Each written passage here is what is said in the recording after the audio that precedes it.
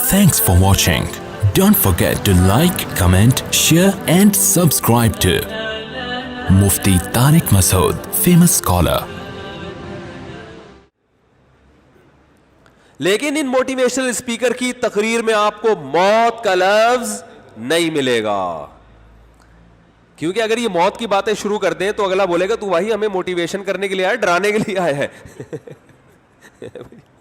کیونکہ موٹیویشن تو ملتی امیدوں سے ہے, امیدیں نہیں بھائی اتنی جلدی مرنے والے نہیں ہے. دیکھا نہیں وہ 90 سال میں بھی زندہ تھا, وہ 80 سال میں, وہ 85 سال میں اس نے جو ہے نا وہ باڈی بلڈنگ کیا کرتا تھا. اس سے موٹیویشن ملتی ہے نا. اور مذہب باتیں کیا کرتا ہے, کل بھی مر سکتے ہو, پرسوں بھی مر سکتے ہو, ترسوں بھی. موت کا کوئی ہمیں نہیں پتا کہ مرنا, اللہ کے علم میں تو موت کا وقت متعین ہے لیکن ہمارے لحاظ سے متعین نہیں ہے. تو موٹیویشن کہاں سے ملے گی بھائی.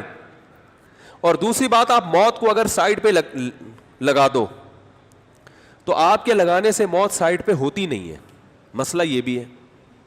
عین ممکن ہے جو موٹیویشنل اسپیکر آپ تقریریں کر رہے ہیں کل وہ آئے نہ سکے, آپ پوچھیں بھائی آپ نے ٹائم دیا تھا آئے کیوں نہیں, پتہ چلا جی اس کا انا للہ و انا الیہ راجعون. مائیکل جیکسن کا بہت بڑا پروگرام ہونے والا تھا 2007-2008.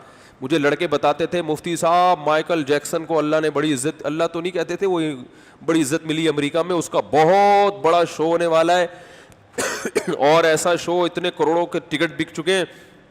اطلاعی کا مائیکل جیکسن ایک دن سوئے اور صبح پولیس بھی ان کو نہیں اٹھا سکی. سمجھ میں آ رہی ہو. ڈاکٹروں کی پوری ٹیم ان کے ساتھ گھوما کرتی تھی کہ ان کو اگر چھینک بھی آ رہی ہے تو اس کا بھی ریزن, جب تک ہم تو دیکھیں چھینکیں آتی ہیں تو 25-30 چھینکوں تک تو ہم سوچتے ہی نہیں ہیں کہ ہو کیا رہا ہے. نہ اپنا سوچتے ہیں نہ جس کے منہ پہ چھینک رہے ہوتے ہیں اس کا سوچتے ہیں کہ اس کا کیا بنے گا. ایک آدمی نے مجھے بتایا اسی مسجد کے بارے میں, وہ نوجوان مجھ سے فجر کے بعد ملا, کہنے لگا یار مفتی صاحب آپ کی کمیٹی کے ایک ممبر ہیں بھی تھوڑے ایجڈ, وہ اتنا زور زور سے چھینکے, میں ان کے ساتھ صف میں کھڑا ہوا تھا کہ کورونا ویسے ہی پھیلا ہوا ہے تو میں تو گھر جا کے 3 دفعہ نہایا ہوں. وہ اپنا بتا رہے ہیں مجھے نا کہ اتنا زور زور سے چھینکے اور منہ پہ ہاتھ بھی نہیں رکھا. اور 2 دن بعد اطلاع آ گئی کہ ان کو کورونا ہوا ہے. وہ ٹھیک ہو گئے الحمدللہ, لیکن کورونا میں لیٹ گئے وہ. اب وہ بیچارہ کیا کر رہا ہے, کہاں پر ہے کہ یار ایک تو چھینکے میرے منہ پہ, اوپر سے اتنا زور زور سے, اوپر سے پتا چلا کہ وہ کیا ہو گیا ان کو. تو ہمارے ہاں تو یہ حال ہے. مائیکل جیکسن کا ایسے تھوڑی تھا سسٹم. مائیکل جیکسن کو تو ایک دفعہ جب چھینک آئے تو ڈاکٹروں کی ذمہ داری اگلی چھینک سے پہلے پچھلی چھینک کی رپورٹ آنی چاہیے کہ چھینکا کیوں تھا, کون سا کہاں فالٹ آیا تھا کہ جس کی وجہ سے اس کو چھینک آئی ہے. اتنا صحت کا خیال, ہاتھوں میں گلوز پہن کے تو مسافہ ہو رہا ہے کہ کوئی جرمز نہ شفٹ ہو جائیں. لیکن اللہ میاں نے کیا کیا, وہ اتنا بڑا پروگرام ہونے والا ہے. کہا جاتا ہے کہ زندگی میں امریکہ کی تاریخ میں سب سے بڑا پروگرام میوزیکل شو ہونے والا تھا. واللہ عالم یہ حقیقت ہے یا نہیں ہے, میں تو لوگوں سے ہی جو سن رہا ہوں بتا رہا ہوں, مجھے کوئی ریسرچ نہیں ہے اس پہ. لیکن کہا جاتا ہے کہ امریکہ کی تاریخ میں اس سے بڑا میوزیکل شو نہیں ہوا, اتنے ٹکٹ فروخت نہیں ہوئے تھے. اور مائیکل جیکسن نے جو ساری زندگی محنت کی نا جس عروج پہ پہنچنے کے لیے, اس عروج اور اس ترقی کو حاصل کرنے کا وہ مائیکل جیکسن کا کے لیے تاریخی دن تھا. کہ آج میری ماں مائیکل جیکسن کی, میں اپنے روایتی انداز میں مائیکل جیکسن کی آواز کو میں یوں کہہ رہا ہوں کہ مائیکل جیکسن بزبان حال کہتا ہوگا کہ آج میری ماں اگر زندہ ہوتی تو کہتی کہ میں نے اپنے بچے کو جس مقصد کے لیے جنا تھا, آج میں اپنے بچے کو اس مقصد پہ اس جگہ پہ دیکھ رہی ہوں. یہی ہوتا ہے نا کہ آج وہ دن ہے کہ میری روح خوش ہو گئی اور میں اپنے بچے کو جہاں دیکھنا چاہتی تھی تھرکتا ہوا ناچتا ہوا, آج مجھے اپنا بچہ وہاں نظر آ رہا ہے. لیکن وہ بچہ مارکیٹ سے کیا ہو گیا. اب لوگ کہتے ہیں وہ مرا نہیں تھا, مارا گیا تھا, جو بھی تھا بھائی یہ دنیا میں سب کے ساتھ ہوتا ہے. مرتے نہیں تو لوگ مار دیتے ہیں آ کے, دشمنیوں میں کچھ بھی تھا, وائرس سے مرا, بیکٹیریا سے مرا, یا ڈاکٹر نے غلط ٹیکا لگایا, یا کوئی کسی کو جیلیسی, تو جیلیسی بھی تو ساتھ ہی ہوتی ہے نا. جب آپ ترقی ہوتی ہے تو حسد بھی ساتھ ساتھ چلتا ہے. تو یہ تو دنیا میں ہمیشہ سے ہو رہا ہے اور ہوتا رہے گا, یہ چیزیں ختم تھوڑی ہوں گی. لیکن اللہ نے بتا دیا کہ بھائی کوئی بھی کسی بھی ٹائم پہ دنیا سے جا سکتا ہے, مارکیٹ سے کوئی بھی شارٹ ہو سکتا ہے. تو جب مائیکل جیکسن اپنی زندگی کے سب سے کامیاب ترین دن تک پہنچنے سے 2 دن پہلے مر سکتا ہے 24 گھنٹے پہلے مر سکتا ہے. تو موٹیویشنل اسپیکر جو آپ کو اتنے بتا رہے ہیں یہ یوں ہو جائے گا پھر یوں ہو جائے گا, اگلے دن پتہ چلا وہ اللہ نہ کرے ایکسیڈنٹ ہوا اور مارکیٹ سے کیا ہو گئے, شارٹ ہو گئے. اس لیے بھائی ان کی تقریروں میں دم نہیں ہے, بات صرف وہی ہے جو اللہ نے کی ہے قرآن میں. وَمَا الْحَيَاةُ الدُّنْيَا إِلَّا مَتَاعُ الْغُرُورِ, یہ دنیا کی زندگی دھوکے کے علاوہ کچھ بھی نہیں ہے, یہ جھوٹ ہے, یہ ایسی نہیں ہے جیسی نظر آ رہی ہے. اس دنیا کو آخرت کا ذریعہ بنا لو تو یہ دنیا بھی ٹھیک ہے, ذریعہ نہیں بناتے تو سب جھوٹ ہے, دھوکے کے علاوہ کچھ بھی نہیں ہے. میں بار بار ایک حدیث بیان کرتا ہوں, بہت دفعہ بیان کیا, آپ ممکن ہے بور ہونا شروع ہو جائیں, لیکن میں بیان کرنے سے بور نہیں ہوتا, کیونکہ وہ ایسی حدیث ہے نا کہ جو میں سمجھانا چاہ رہا ہوں وہ حدیث 2 اور 2 4 کی طرح سمجھا دے گی آپ کو. اسلام ترقی سے نہیں روکتا آپ کو, اسلام نا امیدی, جو موت کا بار بار بتایا جاتا ہے نا, مرو گے مرو گے مرو گے, اس کا مقصد آپ کو مایوس کرنا یا نا امیدی پھیلانا یا عمل سے روکنا نہیں ہے. آپ کہہ سکتے ہو نا یار جب اتنا زیادہ ہر وقت مرے گا مرے گا مرے گا مرے گا تو پھر تو آدمی کے سارے جذبات ہی ٹھنڈے ہو جائیں, پھر تو مفتی صاحب یہ 4 شادیوں کی ترغیب کا کیا مطلب, جب مرے گا تو پھر ایک بھی نہیں کرنی چاہیے. کیونکہ بہت سے ایسے لوگ ہیں ادھر شادی ہوئی نکاح ہوا ابھی رخصتی کی رات ہے, دولہا, اور یہ واقعہ صحیح ہے, دولہا بیوٹی پارلر جا رہا ہے تیار ہونے کے لیے اپنے دوست کے ساتھ بائک پر, اور جناب بائک سلپ ہوئی, پیچھے سے کوچ نے اس کا سر کچل دیا. یہ واقعہ میں نے یعنی دیکھا تو نہیں ہے لیکن ہمارے قریب یہ واقعہ ہوا ہے. بیچاری دلہن بیٹھی ہوئی ہے, دولہا کا انتظار ہو رہا ہے جی کھانے پر, دولہا صاحب ابھی آ رہے ہیں, اور جناب وہ بائک سلپ ہوئی اور پیچھے سے کوچ نے سر کچل دیا, مر گیا دولہا. بہت ہوئے ایسے واقعات, کوئی شادی سے 1 دن پہلے مر گیا, کوئی 2 دن بعد مر گیا, کوئی 3, کوئی جس دن بچہ پیدا ہوا اس دن مر گیا, کوئی بیچارہ بچہ پہلا بچہ پیدا ہونے سے 2 دن پہلے مر گیا, بچہ یتیم پیدا ہوا ہے. سب کچھ دنیا میں ہوتا ہے اور ہوتا رہے گا, چاہے سائنس ترقی کی انتہا کو پہنچ جائے, مگر ان حادثات سے دنیا کی کوئی طاقت نہیں روک سکتی. دیکھو کیسی کیسی ویکسینیں ایجاد ہو گئی ہیں, بہت جو بیماریاں جو دنیا میں خطرناک ترین سمجھی جاتی تھی ان بیماریوں کی دوائیں ایجاد ہو گئی ہیں. وہ خطرناک نہیں رہی ہیں.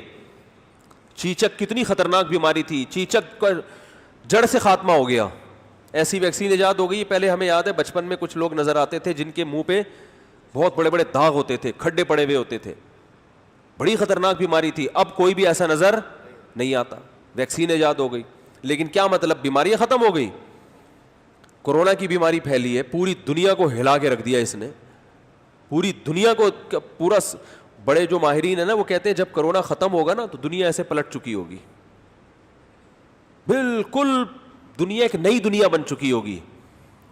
بہت سے ترقی یافتہ ملک تنزل میں جا چکے ہوں گے, بہت سے غریب ملک اٹھ چکے ہوں گے, بہت سے غریب لوگ امیر بن چکے ہوں گے, بہت سے امیر غریب ہو چکے, بالکل پلٹ جائے گی دنیا. یہ میں نہیں کہہ رہا, یہ بڑے بڑے ماہرین کہہ رہے ہیں. بہت کچھ چینج ہو رہا ہے. کورونا نے اتنا سا وائرس ہے ہلا کے رکھ دیا ہے سب کو, اور یہ وائرس ایسا عجیب غریب وائرس ہے, ہر ملک میں اپنی شکل چینج کر کے جا رہا ہے. پاکستان میں کسی اور اسٹائل میں آیا, انڈیا میں کسی اور اسٹائل میں. دنیا پاگل ہو گئی ہے اس کے کہ یہ ہے کیا. اور سب سے زیادہ تباہی امریکہ میں پھیلائی ہے جو سائنس اور ٹیکنالوجی کی انتہا کو, اور جس ملک میں سب سے زیادہ بے احتیاطی ہوئی ہے پاکستان, اس میں سب سے کم تباہی ہوئی ہے. تو یہ خدا کے ہونے کا ثبوت نہیں ہے تو اور کیا ہے میرے بھائی. ایک ملحد کمبخت مولانا طارق جمیل صاحب کا مذاق اڑا رہا تھا. آپ لوگ نہ سنا کریں ان لوگوں کو, یہ وسوسے پھیلاتے ہیں. میں تو اس لیے سنتا ہوں نا کہ پتہ تو چلے مارکیٹ میں ہو کیا رہا ہے, کیا کیا کہہ رہا. دیکھو مولانا طارق جمیل صاحب کرونا کے بارے میں وہ رو کے نہیں دعا کروائی تھی, ایئر وائی پہ میرا خیال ہے کروائی تھی. کہہ رہے دیکھو یہ سمجھتے ہیں کہ ان کے رونے دھونے سے کرونا کیا ہو جائے گا, ختم ہو جائے گا. وہ بڑی رو کے انہوں نے دعا کروائی نا, بھائی مشہور دعا نہیں ہے, ایئر وائی پہ میرا خیال ہے کروائی تھی کہ اللہ اس وبا سے ہمیں بچا لے بچا لے بچا لے. تو وہ ایتھیس مذاق اڑا رہا تھا ان کا کہ یار یہ ناٹک معاذ اللہ ناٹک کرتے ہیں, یہ مذہبی رہنما لوگوں کو کیا بناتے ہیں, بیوقوف بناتے ہیں. یہ ان کے ایسا ہوتا تو پھر ویکسینیشن کی طرف یہ لوگ کیوں جاتے ہیں اور یہ کیوں کرتے ہیں وہ کرتے ہیں. اب میں سوچ رہا ہوں اس سے میری ملاقات ہو, میں اس سے پوچھوں کہ بتا کہ جو بیماری جس طرح سے پھیلی ہے, جو احتیاطیں بتائی گئی تھیں پاکستان میں بیوقوفی کی ہے, کوئی اچھا کام نہیں کیا. وہ احتیاطیں ہمارے پاکستانیوں نے نہیں کی. وہ ثواب کا کام نہیں ہے کہ آپ سمجھیں کہ ماشاءاللہ اب تو زبردست ہو گیا, اب تو وہ تو ادھر چھینکے تھے, 3 دفعہ جا کے نہایا تھا, تو میں لوگوں کے منہ پہ جا کے چھینکوں گا. یہ کوئی اچھا کام نہیں ہے. لیکن اتنی بات تو ہے نا, یہ جو لوگ کہتے ہیں نا یہاں کا جو امیون سسٹم ہے بہتر ہے, یہ حقیقت نہیں ہے. یہاں کا جو یہ تو انڈیا اور پاکستانی کیا ہے, ایک جیسے ہیں. انڈیا میں جو معذرت کے ساتھ یہاں بھی بہت گندگی ہے, لیکن وہاں بھی کوئی گندگی کم نہیں ہے. گٹر ابل رہے ہیں, دھل رہے ہیں بارشوں میں, سب کچھ جو یعنی ہمارے کلچر میں اور انڈیا کے کلچر میں کوئی زیادہ فرق نہیں ہے. لیکن انڈیا میں بہت تباہی پھیل چکی ہے, ہمارے ہاں وہ تباہی الحمدللہ نہیں ہے. ساتھ میں ایران ہے, وہاں بہت تباہی پھیلی ہے, اس کے ساتھ افغانستان ہے, ان کی صحت پہ اثر نہیں پڑا. کلچر ایران کا, موسم اور افغانستان کا ایک جیسا ہے. تو بھائی یہ دعاؤں کا اثر ہے, سمجھ میں آ رہی ہے بات. تو جو ملحد ہوتا ہے نا, اس نے تو قسم اٹھائی ہوئی ہے کہ ماننا ہی نہیں ہے. تو بہت ممکن ہے بھائی یہاں جس طرح سے دعائیں مانگی گئی ہیں, وہاں وہ لوگ تھوڑی دعائیں مانگتے ہیں. تو ہمارے اتنا کچھ ہونے کے باوجود بھی ہم بچے ہوئے. اس میں میں سمجھتا ہوں بہت زیادہ دخل کس چیز کا ہے, دعاؤں کا. دعاؤں کا دخل ہے بہت زیادہ. تو خیر, تو اب کیا مسئلہ ہے, دیکھو میرے کیا بات چل رہی تھی یار, جلدی بتائیں بات کیا چل رہی تھی. تو وہ ہاں یہ چل رہے تھے کہ موٹیویشنل اسپیکرز جو ہے نا, یہ موت کا تصور نہیں ہے. ہاں تو میں یہ عرض کر رہا تھا کہ اس سے تو انسان کے حوصلے پست ہوتے ہیں نا, موت کا سوچ سوچ کے.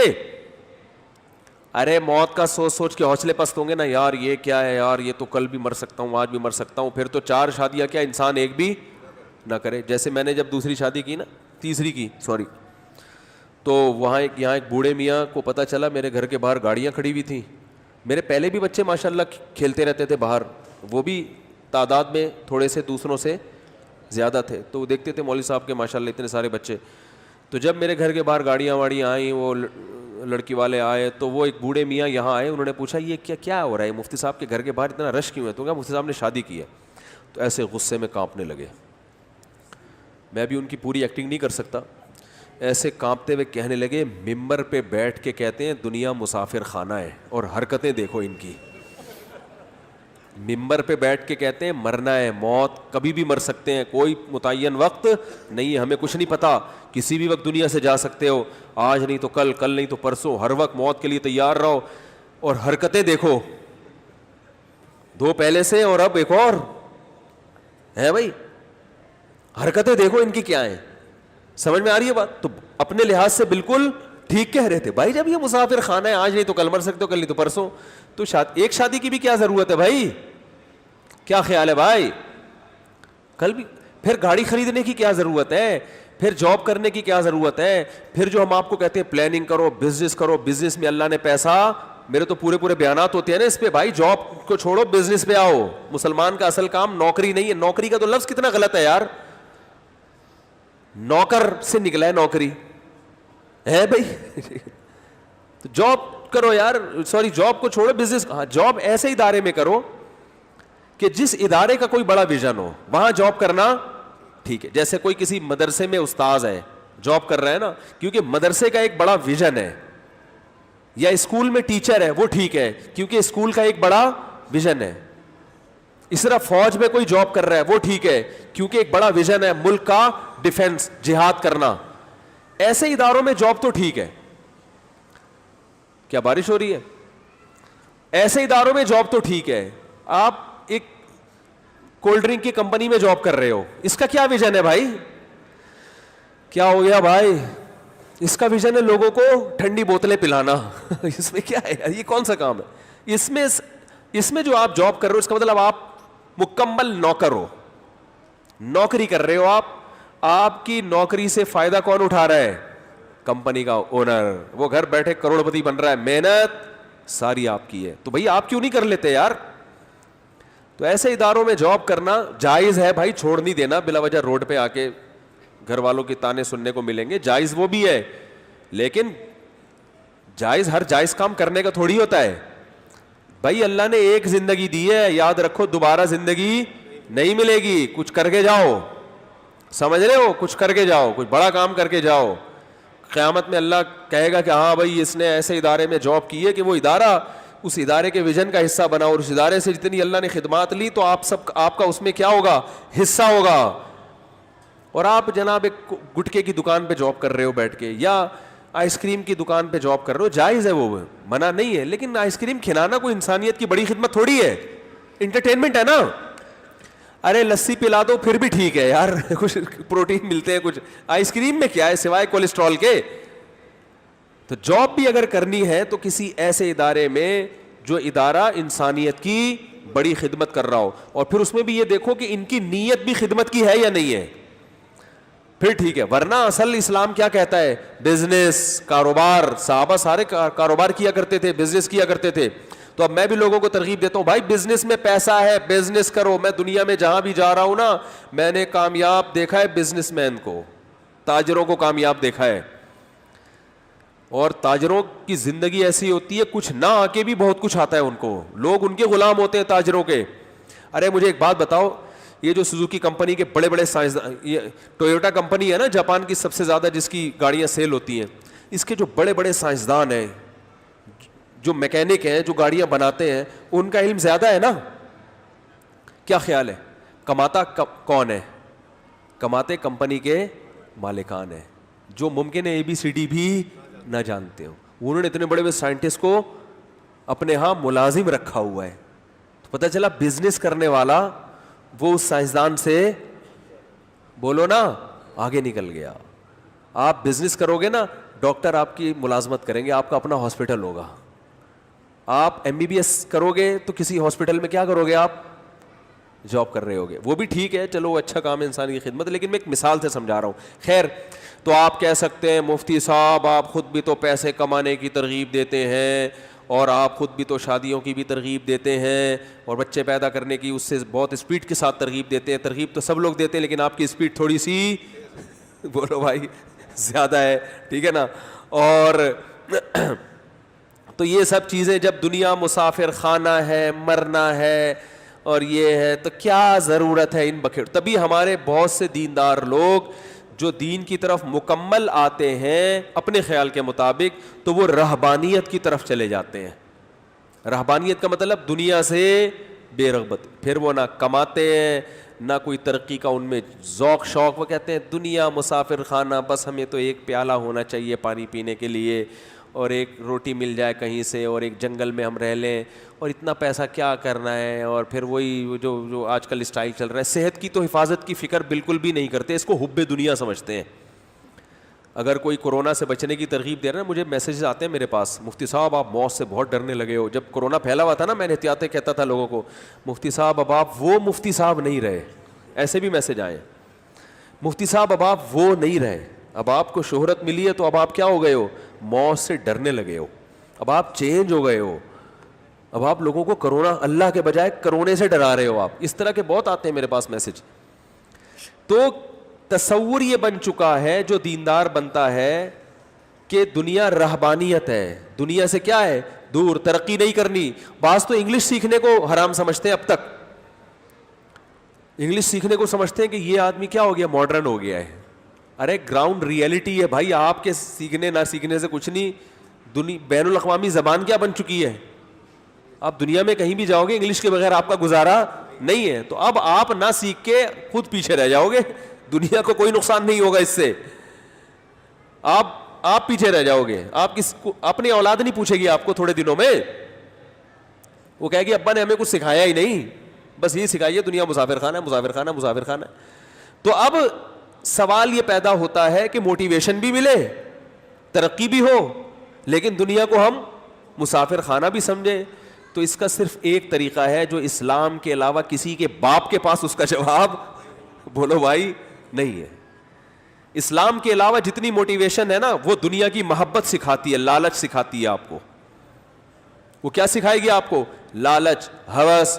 موت کو نہیں آنے دیں گے درمیان میں, بلکہ آپ کو موٹیویٹ کریں گے, ابھی آپ نے زندہ رہنا ہے, نہیں مرنا آپ نے. بلکہ کینسر کا مریض جس کو ڈاکٹر نے کہہ دیا نا تو نے کل مرنا ہے, اس کو بھی تسلی, نہیں یہ تو ایسا ہی ہے, آپ نے لڑنا ہے اس کینسر سے, ہمیں پتہ ہے آپ جنگ جیت جاؤ گے, آپ لڑو گے. تو وہ تو موت کے اگینسٹ چلتے ہیں. جو ظاہر ہے گراؤنڈ ریئلٹی کے خلاف ہے, زمینی حقیقت کے خلاف ہے یہ بات. اور جو زمینی حقیقت کے خلاف بات کرے نا, یہ تو جھوٹ بولتا ہے, اور جھوٹ زیادہ عرصے چلتا نہیں ہے, زیادہ عرصے نہیں چلتا جھوٹ. دیکھو ڈاکٹر نے آپ کو کہہ دیا کینسر ہے, ساری رپورٹیں آ گئی کینسر ہے, اب آپ کسی کینسر کے مریض کو تسلی کے لیے کہو نہیں نہیں یہ سب رپورٹیں جھوٹ ہیں, تو ممکن ہے تھوڑی دیر کے لیے تسلی ہو جائے, لیکن جب ہر ڈاکٹر کو دکھائے گا سب کہہ رہے ہیں کینسر ہے کینسر ہے کینسر ہے, پھر جب آپ سے ملتا ہے آپ کہتے ہیں نہیں کینسر نہیں ہے, تو تھوڑے دنوں تک تو اس کو تسلی ملے گی, اس کے بعد بولے گا بھائی اب پھر جو آپ کی صحیح باتیں ہوں گی نا وہ اس کو بھی نہیں مانے گا.